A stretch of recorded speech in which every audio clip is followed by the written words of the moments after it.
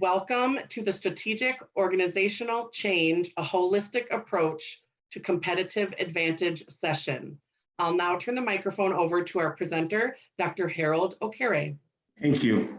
As you can see in this first slide, I detailed the topic of the research, the strategic organizational change, a holistic approach to competitive advantage.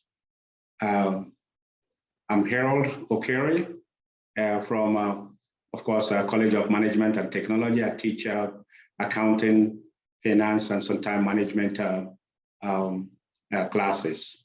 And the director there is Dr. Roberto Castaneda. And I think he's also on, he said he's coming on. Go ahead now, next slide.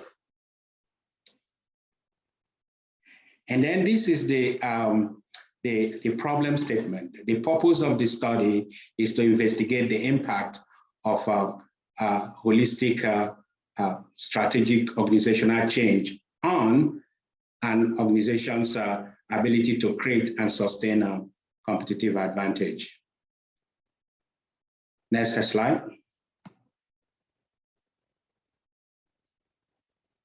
So the purpose of this directed content analysis was to investigate the impact of, one, the changing nature of change on organizations' ability to change with change.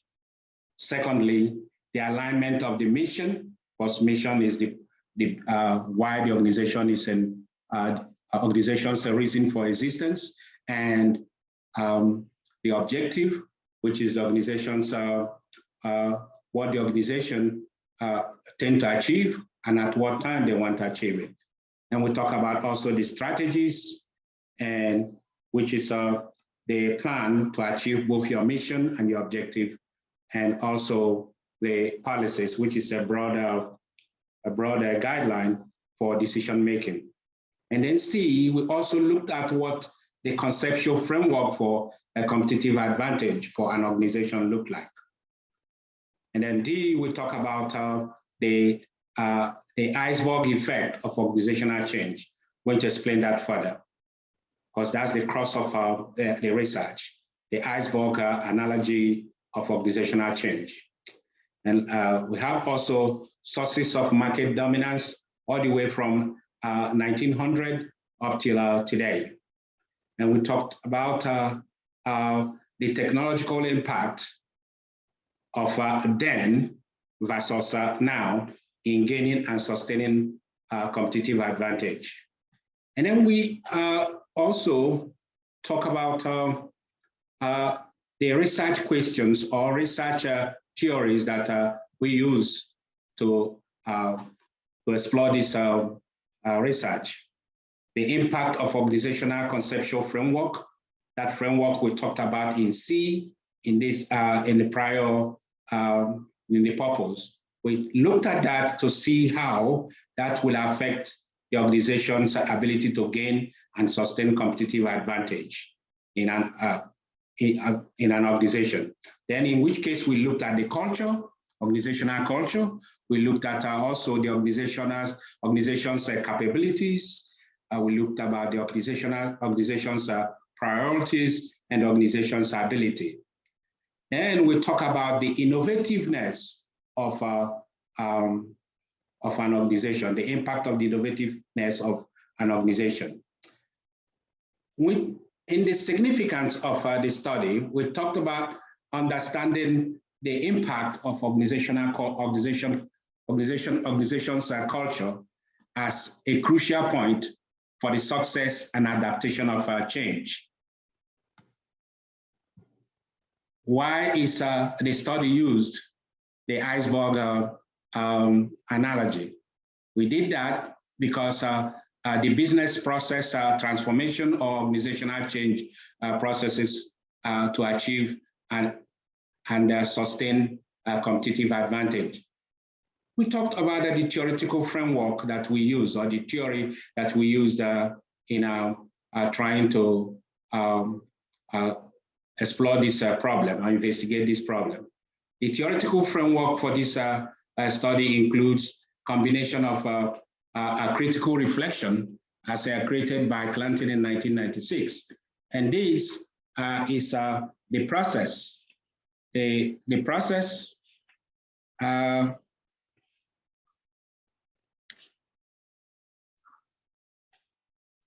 excuse me, is the process by which one can identify the assumption underlining or assumption of governing one's actions, and question those actions, and then develop alternative way of alternative ways of action to tackle that problem that the person has identified. So a critical reflection is an important theory in doing that. We also use what we call espoused theory. Espoused theory being the worldview and values that people believe guide their actions or guide their behavior. That's our espoused theory.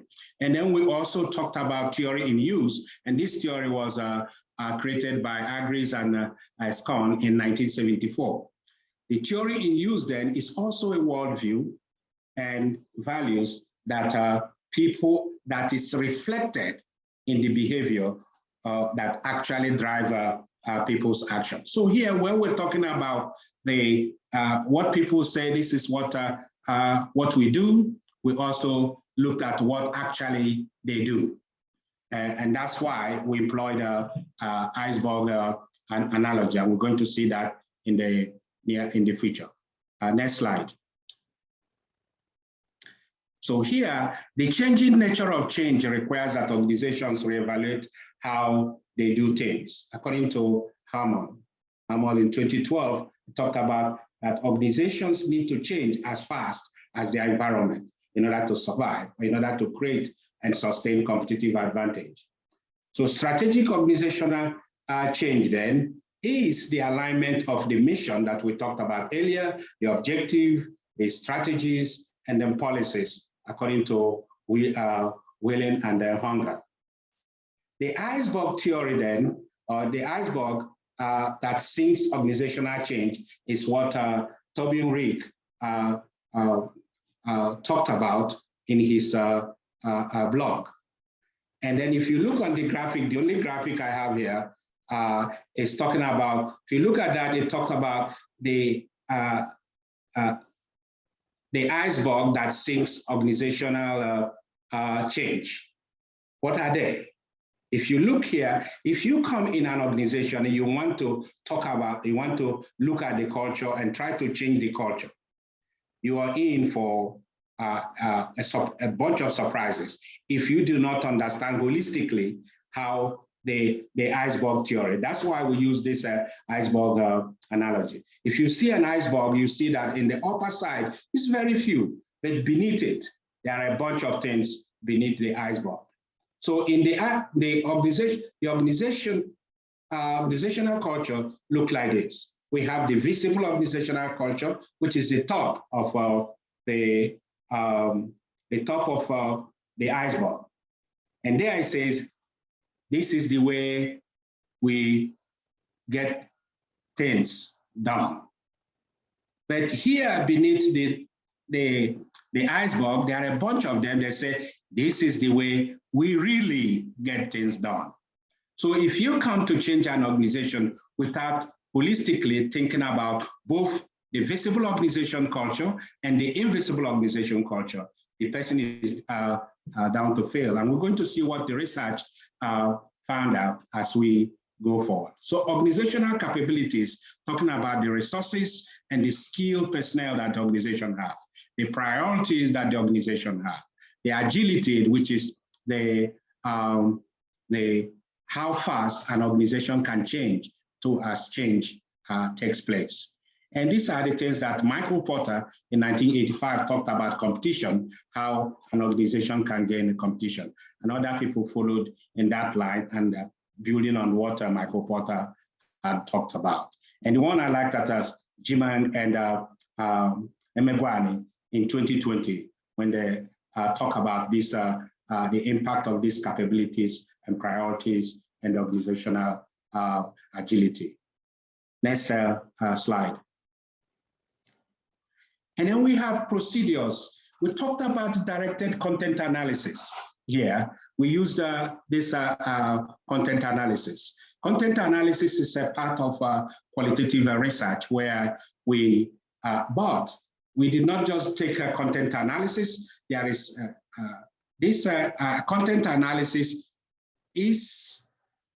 there is a general content analysis and directed content analysis. The advantage or the essence of directed content analysis is that directed content analysis is backed by a specific theory or theories as created by Trochen et al. In 2007.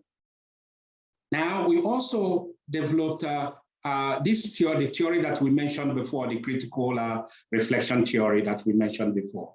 We use that to evaluate this organizational culture, and we talked about what the company say this is how we do things, and we also looked at how they really do things, and that's what we call the espoused theory, how they do things, and then how they really do things, which is also part of that iceberg that is beneath the sea, or it's invisible organizational culture. So to determine this organization's readiness to change, we looked at these three things. And we also looked at the sources of dominance. The sources of dominance, sources of competitive advantage change over time. And we looked at the age of manufacturing, which from my sources, it talked about from 1900 to 1960. We talked about, and there are some companies that use advantage of that, like Ford, RCA, GE, Boeing, P&G, like Sony.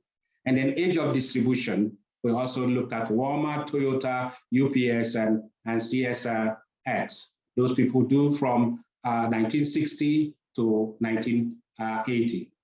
And then the age of information also was prominent from 1980 to 2010. And then where there is also some corporations that use that, like Microsoft, Dell, UPS, Google, Capital One, they all use the information system. And then D, we talked about G, the age of customer, which we are living in now. We're in the age of customer because customers, universities, and colleges are bringing out educated and knowledgeable consumers. So for companies to cater for these knowledgeable consumers, they have to do, or customers, they have to do a lot of investigation to know how to reach them. And some companies that took advantage of that are Southwest Airlines, USAA, and Amazon. They do that. Now, this research is not saying that the distribution age ended. No, it's still functioning. Or the information age ended. No, it's still functioning. But what is currently now is what we talked this customer age. But in this customer age, there is also an extension of that, which we have a big question sign in the graphic that I had. If I'm going to publish, I'm going to put those graphic there. It has a question sign which is talking about what is the next thing to customer age. Well, we found out that it could be government regulation. The government regulation could also impact how organizations respond to competitive advantage. And then the implication of the study, the social and technological change implications. We found out that, according to the research, we found in the research that improvement in social and technological changes have resulted in increased efficiency in key business areas. Thus, business disruption is a sweeping wall of a rapid change in such a way that now fast fish eat the slow swimming fish. But before, it used to be the big fish eating the small fish. But the fish now that responds is faster than beats the big fish. What are we talking about? We're saying corporations or companies or organizations that respond quickly, the agility to respond to change will help the organization to gain competitive advantage. Secondly, we also found out that the changing organizational culture is risky. We know it's risky, but we also found, the research found that it is possible if we apply strategic techniques like we use in this research, critical reflection, espoused theory, and then theory in use. So you have to be careful in looking at those things. Next, we also talked about the strategic organizational change that gentrifies organizations' ability to establish a favorable, competitive, and sustainable position within an industry. So these are the findings, the implications of the study. We also talked about how the study is also can, we also talked about how the study can change the innovativeness of the organization can change. And then because of that, the future, we recommended that future research should actually look at other things that could cause organizational variables, other organizational variables that could affect the competitiveness of a business or a firm. So how adaptable and creativity affect organizations' competitiveness. And lastly, the impact of institutional configuration on the competitiveness of an organization. So these are what are the findings of the research. Then we have a bunch of, please go to the reference page, please. Reference page. Now we have a lot of reference here, but I was limited to putting just one page. But in the paper, there are more references that I put up. So in the next one, in the conclusion, next, in the final remark, we have here that organizational competitiveness is possible, and change of organizational culture is also possible, but you have to apply strategic holistic approach to it. If not, there will be a failure in that. That's my presentation. I would like the next page. This is the last page. In this one, we have any question that I can answer. I'll be able to do that. Thank you so much, Dr. Okere. I have, for all the participants, I have enabled the ability for you to come off of mute and or share your video. Do we have any questions for Dr. Okere for his presentation?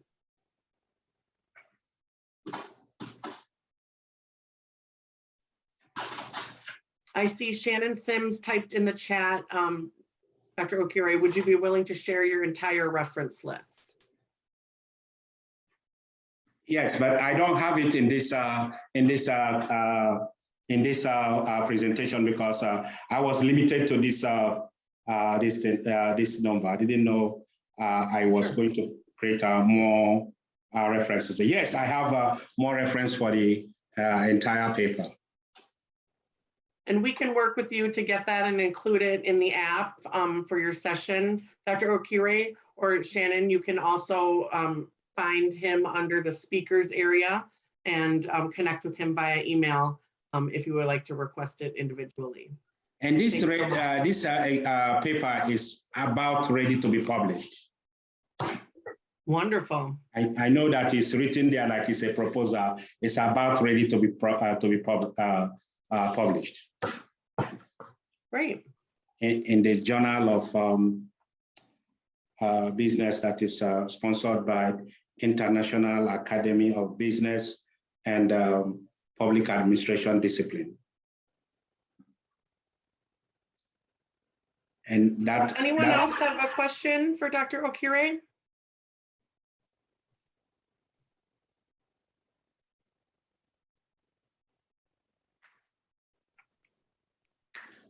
If they don't have question, if they have anything they can say to make it better, I'm also susceptible to that.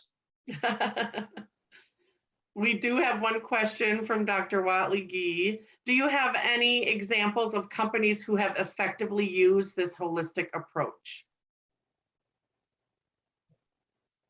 I can look to see specifically, but I do know that the holistic, when you go to change an organization, when you say you are a CEO, you're transferred to manage a company, or you're employed to manage a company, and you see a culture, and without diving deep into that organization's culture, and then you try changing things, you're going to step in a lot of explosive mines.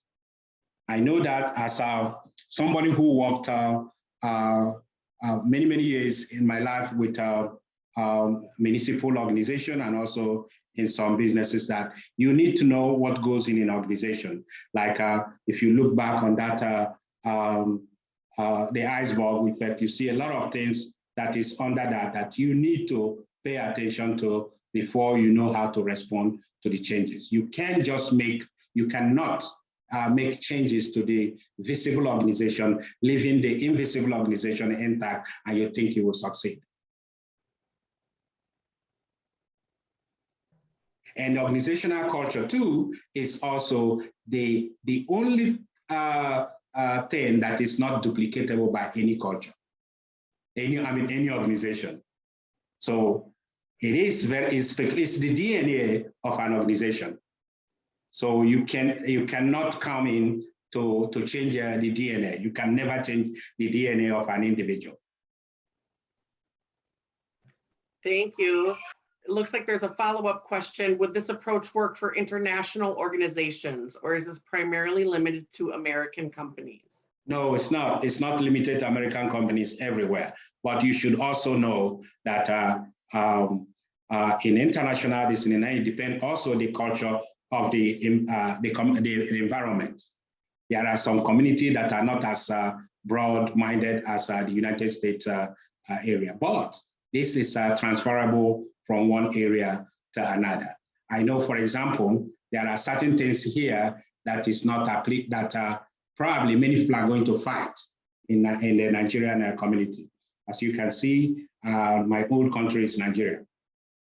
So there are different things that relate to that, that we talked about here, that many people you're going to work hard, you're going to lobby people, you're going to get people to agree with you in order for them to work. And that's also the impact of you studying the culture beneath the iceberg. Thank you, Dr. Okere. Any last comments or questions? All right, well, I would like to thank you all for joining us.